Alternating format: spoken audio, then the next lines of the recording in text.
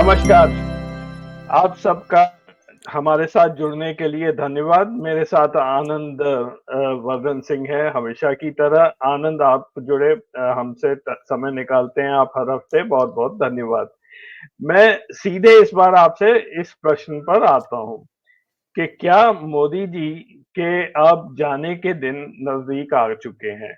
क्योंकि हर तरफ से ऐसा लग रहा है कि अब ना तो उनकी पार्टी उनकी सुन रही है, ना आरएसएस उनका कोई भी सुन रहा है।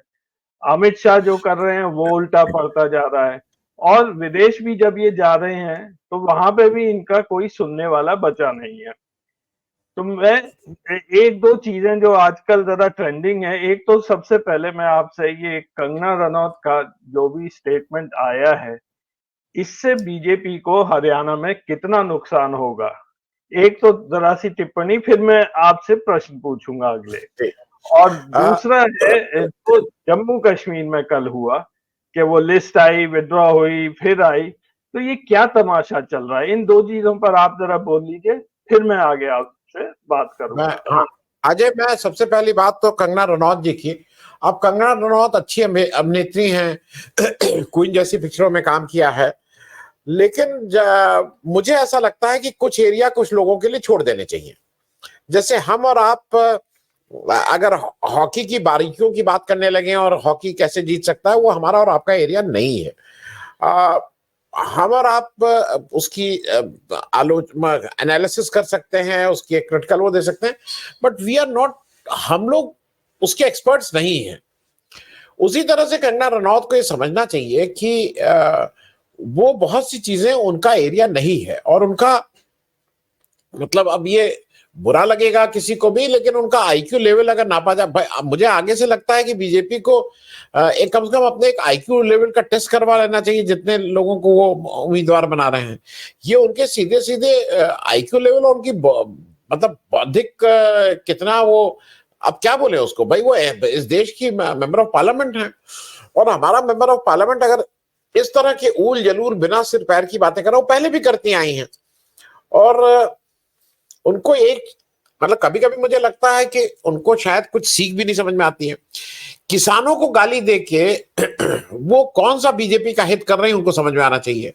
किसानों को उन्होंने इतनी गाली दी, और अगर सबको याद है कि उनको जो झन्नाटेदार थप्पड़ पड़ा था चंडीगढ़ में, तो वो कोई उनकी व्यक्तिगत लड़ाई नहीं थी, उन्होंने किसी, लेकिन उनको अब वो अपने लिए कुछ ऐसा कर दे रही हैं कि वो गली गली में अब उनको इस तरह का कोई होगा। भाई किसानों को अगर आप गाली दीजिएगा, तो वो तो किसान पूरे देश में उनको वो आंदोलित होंगे, आक्रोशित होंगे, तो आपको और क्या कर सकता है कोई। तो ये मेरे ख्याल में बिल्कुल कंगना रनौत की तरफ से एक बहुत ही भद्दा, बेहुदा, अपरिपक्व, और जितने एडजेक्टिव आप लगा सकते हैं इस तरह के, वो होने चाहिए, वो है। और ये कहीं ना कहीं रिफ्लेक्ट करता है कि इन लोगों को कैसे लोग पसंद हैं। मतलब ये it also shows the quality and the type of people with the current BJP leadership appreciates। Kangana Ranaut इनके, अच्छा, अब कंगना रनौत को एक और चीज समझनी चाहिए कि वो जब वहां पे आई हैं, तो बीजेपी में दो तीन कैटेगरीज हैं। देखिए, बीजेपी के जो प्रवक्ता, अब बीजेपी ने तो इसमें बहुत कस के अपने को किनारा कर लिया है, लेकिन बीजेपी का किनारा करने से काम नहीं चलेगा। वो बीजेपी के एमपी और वो बीजेपी, उनको फ्रिंज बेनिफिट, अरे फ्रिंज एलिमेंट भी नहीं बोल सकती हैं। मेरा सिर्फ कहना यह है कि ये एक चीज समझनी चाहिए, और बीजेपी को भी इंटरनली इस बात पे बात करनी चाहिए कि आपके जो प्रवक्ता लोग हैं वो दो तीन कैटेगरीज के हैं। एक आपके प्रवक्ता है भाई, जो सुधांशु द्विवेदी, जिसमें पहले गिरते थे, आते थे कि ये लोग हैं, कुछ ज्ञान की बातें करते हैं, पढ़े लिखे हैं, कुछ ना कुछ वो करते हैं। एक है जो भाई जिनका बिल्कुल आरएसएस वाला वो बैकग्राउंड है, और वो एक पर्टिकुलर एजेंडा को पुश करते हैं। और एक तीसरी कैटेगरी है जिसमें सबसे ज्यादा नंबर अब आ रहे हैं, जिनका केवल एक काम है गाली देना। और मैंने आज अभी एक शो किया है अभय दुबे जी के साथ, वो अभी 8 बजे आएगा। उसमें मैंने पूछा है कि आप लोग ये अपने दर्शकों से कि आप लोग ये बताइए कि इस देश में बीजेपी के 3 सबसे ज्यादा गाली देने वाले कौन लोग हैं, जिनके पास कोई कंटेंट नहीं है, वो केवल उनके पास उनका हथियार है कि वो गाली देते हैं। तो अब मतलब उसमें मुझे ऐसा लगता है कि कंगना रनौत उस टीम को लीड करने की स्थिति में है, क्योंकि गाली देने से नहीं, अब होता क्या है ना कि वो एक अभिषेक, अरे वो अभिषेक नहीं, वो कौन है, कौन ठाकुर, अनुराग ठाकुर, अनुराग ठाकुर उधर गाली दे रहा है। इनको लगता है इनकी रोल मॉडल अनुराग ठाकुर और स्मृति ईरानी जी होंगी। इनको लगता है कि स्मृति ईरानी इतनी गाली देती थी तो शायद इनका भी कुछ नंबर आ जाएगा मंत्री बनने का। लेकिन ये बहुत ही इस देश के लिए दुर्भाग्य की बात है कि कंगना रनौत जी जो एक अच्छी अभिनेत्री थी, उनको अपने के फील्ड में रहना चाहिए था।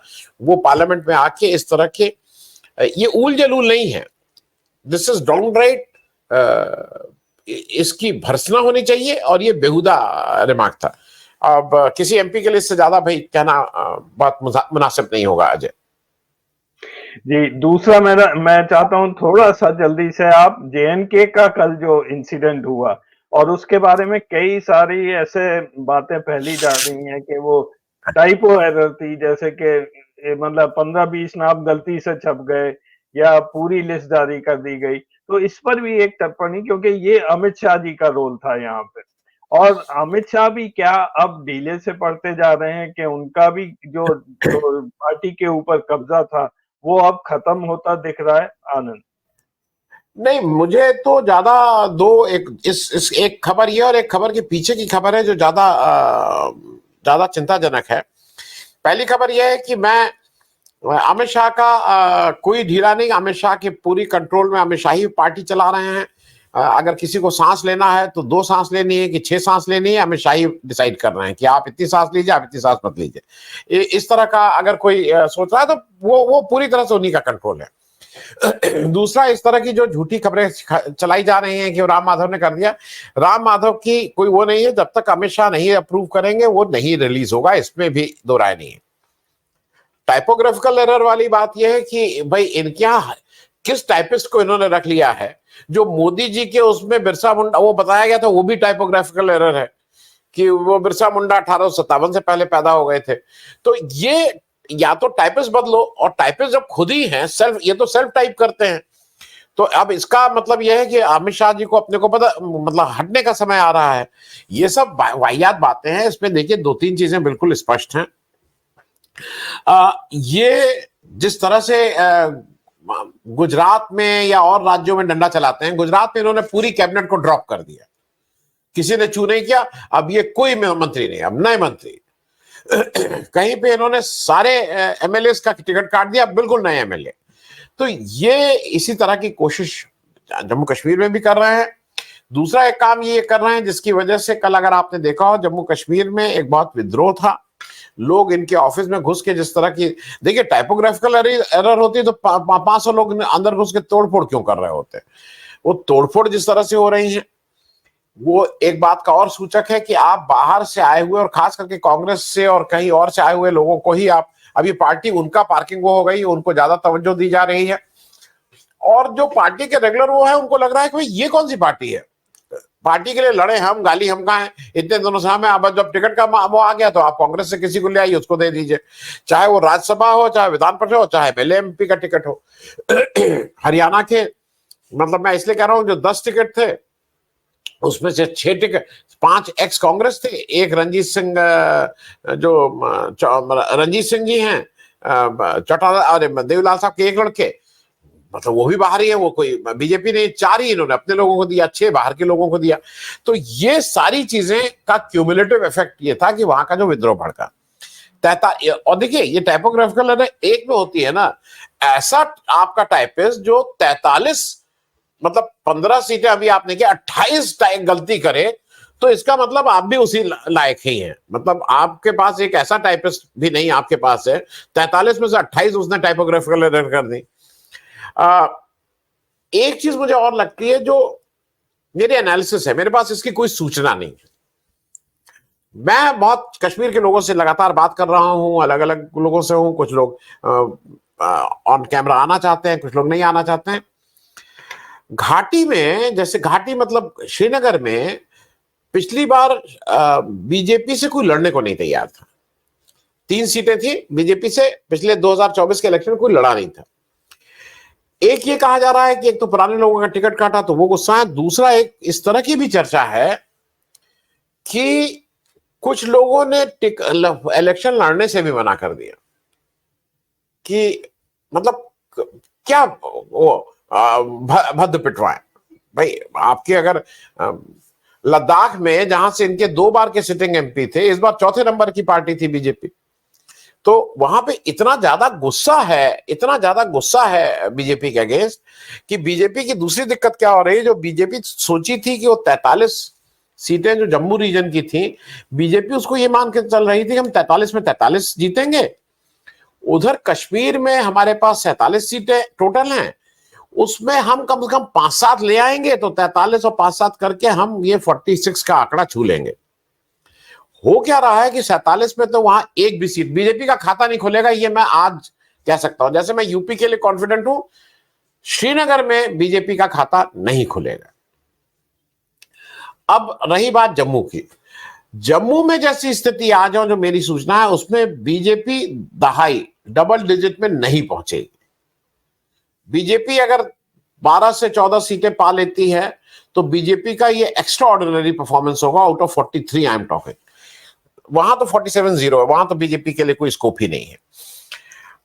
अब दूसरी बात यह है कि जो एक ज्यादा यह है कि जब ये सब हो गया तो दौड़े दौड़े मनोज सिन्हा साहब दिल्ली क्यों गए हैं और वो अमित शाह से क्या मीटिंग कर रहे हैं। तो ये 2+2 समझ में तो सबको आता है ना, मतलब ये आप क्यों गए हैं, क्या कर रहे हैं, किस लिए गए हैं। तो ये एक जो हाईएस्ट अथॉरिटी इस समय है उस स्टेट की, वो इस तरह से अगर पार्टिसन बिहेवियर ना केवल करता है बल्कि करते हुए दिखाई भी दे रहा है कि is a party to a election, तो वो देश के लिए दुर्भाग्य की बात है। आप पीठ पीछे तो आप करते ही थे, चुपचाप आप करते थे, लेकिन आप खुद भी उसमें एक्टिव पार्टिसिपेंट हो जाएं, ये मेरे ख्याल में देश के लिए बुरा है।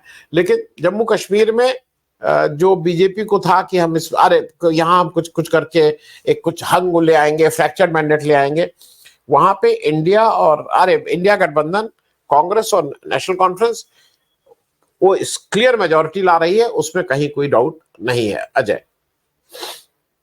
जी आनंद, अब मैं आपसे एक सीधा सा सवाल ये पूछ रहा हूँ कि क्या मोदी जी अब जाने वाले हैं, उनके जाने के दिन नजदीक आ रहे हैं। मैं आपको 2-3 स्लाइड दिखा देता हूं जो इसके इंडिकेशन जहां से मिल रहे हैं। सबसे पहला तो ये मूड ऑफ द नेशन सर्वे है, ये आपने इस पर कार्यक्रम भी किया है। इसमें मैं केवल ये ऐड कर रहा हूं कि अगर आप यहाँ देखें जून 2022 के बाद राहुल गांधी का ग्राफ ऊपर जा रहा है, मोदी जी का उसी समय ग्राफ ऑलमोस्ट स्ट्रेट है और अब वो नीचे आने लगा है। वो 49% पर है, राहुल गांधी 22% पर है। हालांकि बीजेपी वाले कहते हैं कि बहुत डिफरेंस है, लेकिन मेरे को जहां तक इंडिकेशन लग रहा है ये ग्राफ आगे जाके ऑलमोस्ट बराबर होने जाएंगे 2-4 महीने के अंदर। तो ये इसी सर्वे में आनंद ये भी कहा गया है कि सक्सेसर की भी बात की है, जहां पे इन्होंने बोला है कि अमित शाह वो ये रेस लीड कर रहे हैं, मतलब और कोई नहीं है। पहले ये कुछ लग रहा था कि राजनाथ सिंह जी आएंगे, लेकिन अब इस सर्वे के बाद वो शिवराज चौहान और राजनाथ सिंह दोनों से आगे हैं, अमित शाह को दिखाया गया है, और योगी आदित्यनाथ को बेस्ट परफॉर्मिंग चीफ मिनिस्टर। इधर वैसे मैं सुब्रमण्यम स्वामी को ज्यादा मैं तो नहीं देता हूं, लेकिन इनकी अभी एक ट्वीट भी आई है।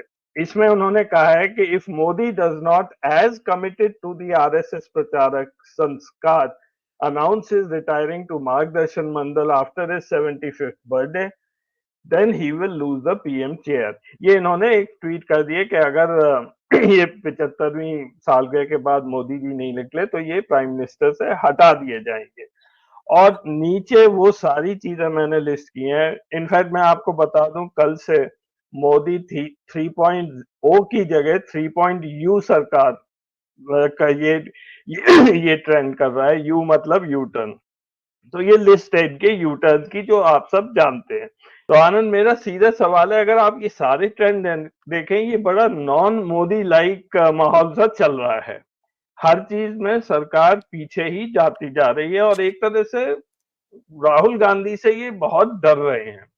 तो इसके बारे में मैं आपकी एनालिसिस चाहूंगा आनंद। नहीं, देखिए एक चीज तो ये हो गई है कि राहुल गांधी का जो एक तो पहले उस पर बात कर लें, मूड ऑफ द नेशन वाला सर्वे, उसमें मोदी जी इलेक्शन के समय जैसा वो बता रहा था 55% थे, वहां से गिर के 49 हुए हैं। मतलब वो ज्यादा इंपॉर्टेंट है। और राहुल गांधी उस समय जैसा वो कह रहा है 14-15% थे, वहां से बढ़ के 22% हुए हैं। तो ये पोस्ट पोल का मतलब एक आदमी ऑन अ डाउनहिल है और एक आदमी ऑन द राइज है। मोदी जी जनरली एक समय 65%, 60% इस तरह की उनकी पॉपुलैरिटी होता था, 70%।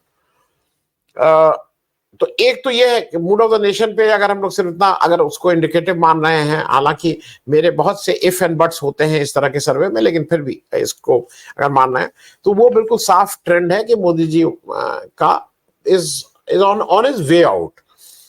दूसरा, आपने जो अमित शाह के लिए कहा कि वो लीड कर रहे हैं, मैं इसको बिल्कुल ठीक से गलत मानता हूं, क्योंकि अमित शाह जितने लोगों से मैं बात करता हूं, अमित शाह एक आदमी की भी चॉइस नहीं है। तो लोग डर के मारे अमित शाह का नाम ले सकते हैं। मतलब अगर कल के दिन आपके थाने का सर्वे और आपके थानेदार भी अगर उसकी किसी रेस में हो चीफ मिनिस्टर, तो आप थानेदारी का नाम, थानेदार विल बी लीडिंग दैट वो सर्वे। अगर अपने लोकल थाने का गांव में किसी थानेदार का नाम भी कर दो प्राइम मिनिस्टर की रेस में, तो सबसे आगे थानेदार साहब रहेंगे। तो वो डर है। अमित शाह का लीडिंग इन दी रेस ये बिल्कुल गैर वाजिब बात है। मैं ये बिल्कुल मानता हूं कि शिवराज सिंह चौहान का नाम बिल्कुल एक स्ट्रांग उसमें, क्योंकि वो ओबीसी क्रेडेंशियल्स हैं उनके पास, एक लंबा एडमिनिस्ट्रेटिव एक्सपीरियंस है। मध्य प्रदेश में उन्होंने बहुत अच्छा पोल परफॉर्मेंस उनका बहुत अच्छा रहा है, उन्होंने बहुत अच्छे रिजल्ट्स दिए हैं। तो मैं शिवराज सिंह, दूसरे नितिन गडकरी की मैं बात कर सकता हूं कि वो हैं। और तीसरा, जहां तक रही बात अमित शाह और योगी जी की, उत्तर प्रदेश की जो मैं बात कर लूं, उत्तर प्रदेश में अमित शाह दूर दूर तक नहीं है, it is only Yogi and Yogi. अगर सक्सेसर की हम लोग बात कर रहे हैं, वो कितने परसेंट लोग वोट देंगे बीजेपी को, बीजेपी आएगी कि नहीं आएगी, लेकिन मोदी के बाद कौन, अगर उत्तर प्रदेश में आप बात करेंगे तो वो योगी ही लीड कर रहे हैं, उसमें अमित शाह दूर दूर तक नहीं है। तो ये तो हो गई अमित शाह की बात। सुब्रमण्यम स्वामी तो भाई ऐसी बातें करते रहते हैं, अब उनको वो ठीक है, लेकिन ये सुब्रमण्यम स्वामी जब लिख रहे हैं तब भी उनको पता है। अब वो सुब्रमण्यम स्वामी इस तरह के चीज हो गए हैं कि उनको ना खाते बनता है ना उगलते बनता है बीजेपी के लिए। वो करें क्या सुब्रमण्यम स्वामी, वो तो ऐसे ही बोलते रहते हैं, लेकिन वो जब इस तरह का बोलते हैं तो आपको क्या 1% भी लगता है कि मोदी जी 75 नहीं, मोदी जी तो 100 साल का प्लान बनाए हुए हैं भाई। अगले शायद मोदी जी अगर अगले 100 साल रहेंगे तो मोदी जी ही प्राइम मिनिस्टर रहेंगे। ये अमित शाह भी बार बार ऐलान करते रहते हैं। तो मुझे नहीं लगता है कि उसमें उससे ज्यादा कुछ कहने की उसमें जरूरत है। हैविंग सेड दैट, जो आपका कहना है कि Modi ji is on his way out, Modi ji देखिए, हरदम से मोदी जी बहुत स्ट्रांग आदमी नहीं रहे थे।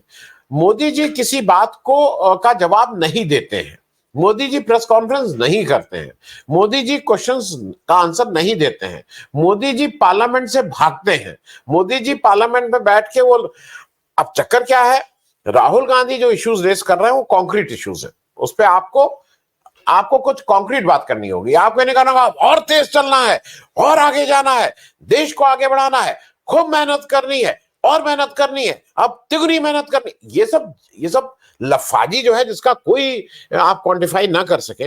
हम खूब मेहनत करते हैं, आप भी खूब मेहनत करिए, आप भी खूब आगे बढ़िए, हम भी आगे बढ़ेंगे, ये इस तरह की बातें जो जिसका सिर न पैर हो, अब लोग थक चुके हैं। तो मुझे लगता है कि राहुल गांधी बहुत क्वांटिफाई होकर बहुत स्पेसिफिक बात कह रहे हैं, मोदी जी लफाजी कर रहे हैं। अब मोदी जी का एक ये भी हो गया है जो राहुल गांधी का, कि मोदी जी अब राहुल गांधी की परछाई से भी भाग रहे हैं।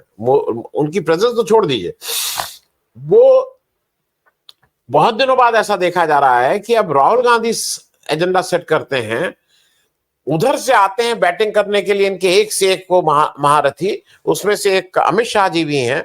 अमित शाह जी जब आके कश्मीर पे बोलते हैं और राहुल गांधी से प्रश्न पूछते हैं तो वो और घिर जाते हैं। वो जब एनसीसी कहते हैं ये तुम्हारा, अरे भाई पीडीपी के साथ तुम उस 370 का तुमने तुम्हारा पॉइंट, मतलब उसमें सारी जगह ये घिरे हुए हैं। झंडा तुम लगाओ कश्मीर स्टेट का, मतलब इनके मंत्री झंडा लगा के घूमते थे भाई कश्मीर स्टेट का। ये मोदी जी जब वहां शपथ समारोह में गए थे मुफ्ती मोहम्मद सईद, तब वहां दोनों कश्मीर, तब आप क्यों नहीं बोले थे? और आज तो मोदी जी तो ऑन हिज वे आउट हैं और बहुत ही वीक हैं। और इसका एक खराब बात यह है कि देश doesn't need a weak prime minister. वो प्राइम मिनिस्टर जैसा भी, वो स्ट्रांग प्राइम मिनिस्टर होना चाहिए, जिसको सुबह से शाम तक ये ना लगा रहे कि अरे कैसे बचेगा, नहीं कुर्सी चली जाएगी, अरे क्या करूंगा, और भागो, अरे इसको करो।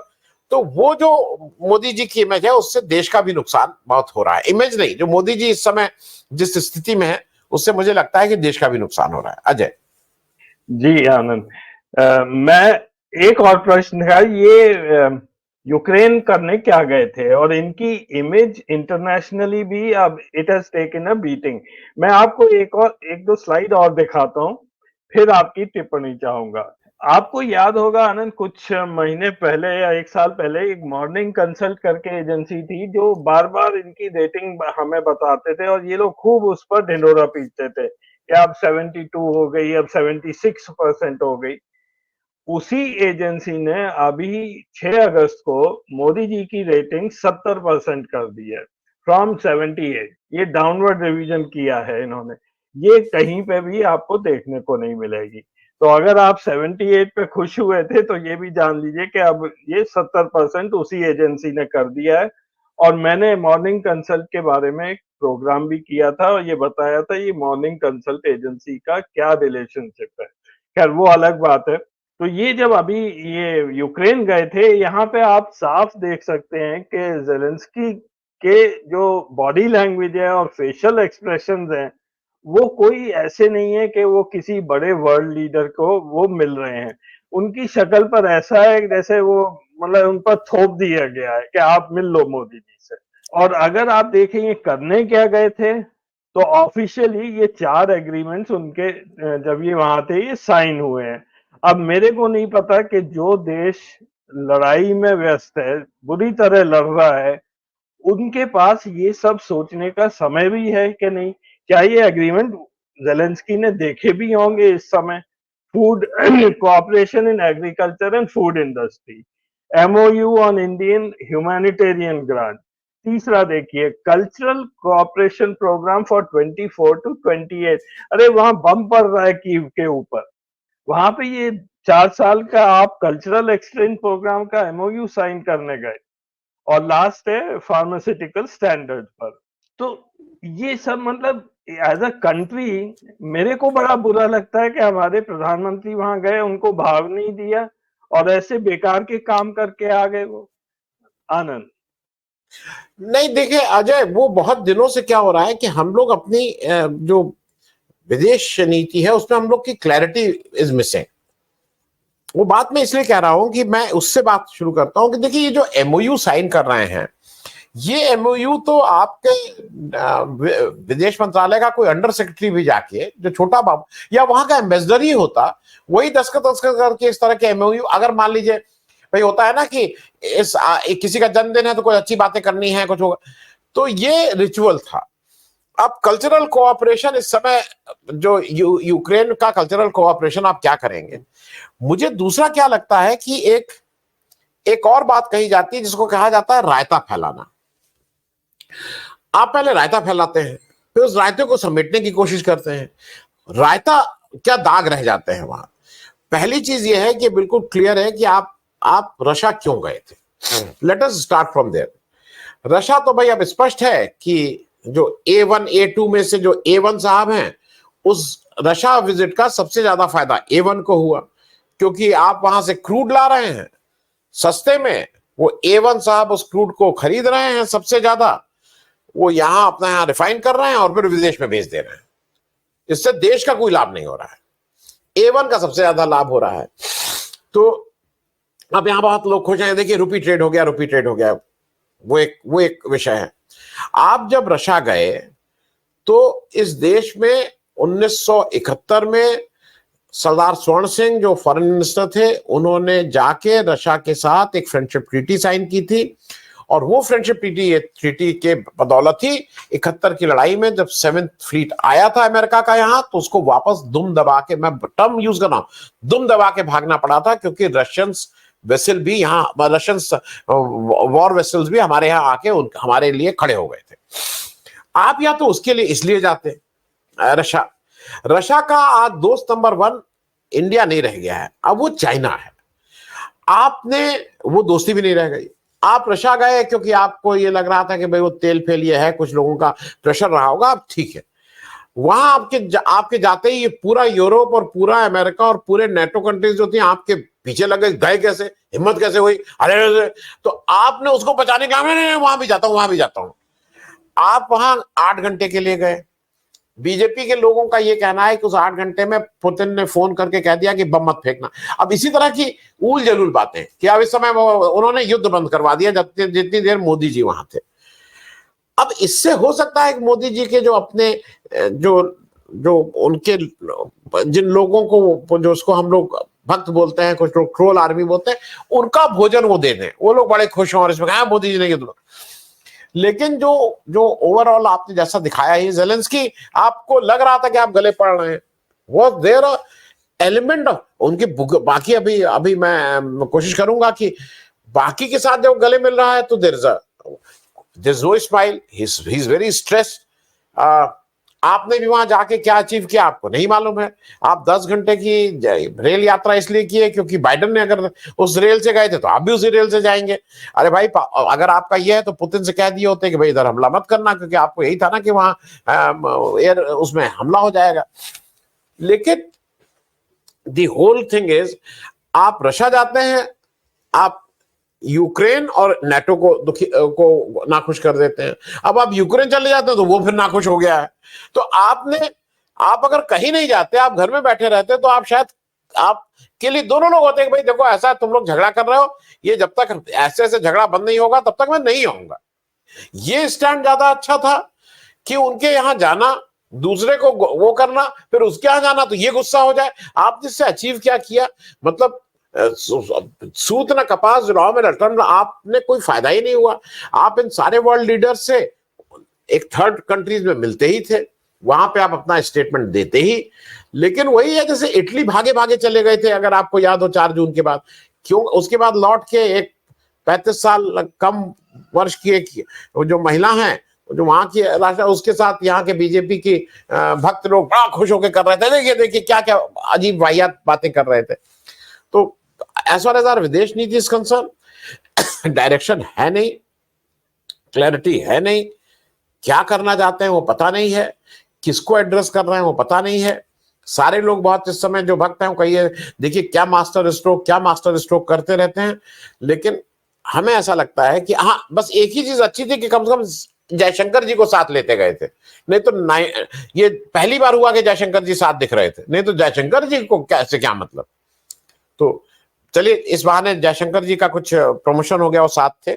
लेकिन मेरे हिसाब से एज यू राइटली सेड कि as a country we must take a serious look, मतलब the prime minister must take a serious look, वो कि आप बहुत बड़े 145 करोड़ के देश के प्रधानमंत्री हैं, आप ऐसे छोटे मोटे देश के प्रधानमंत्री नहीं हैं। तो यू मस्ट कैरी योरसेल्फ, आपका एक वेट होना चाहिए। जब उस देश में जाएं तो उस देश के लोग वो करें। इस देश के प्रधानमंत्री सारी एडवर्स कंडीशंस में अगर अमेरिका जाते थे तो उनकी हिम्मत, अमेरिकन प्रेसिडेंट को, there have been incidents, American president आया है रिसीव करने, जब अमेरिकन प्रेसिडेंट। तो मेरा कहना यह है कि ठीक है, आप अपने में खुश हो लें, अपने भक्त लोग खुश हो लें, लेकिन एंड ऑफ द डे अपने मतलब देश के लिए बहुत अच्छी स्थितियां नहीं है। अजय जी आनंद, तो आज का कार्यक्रम यही खत्म करते हैं। थैंक यू सो मच आपके कमेंट्स के लिए और आपके समय के लिए। अगले हफ्ते फिर मिलेंगे।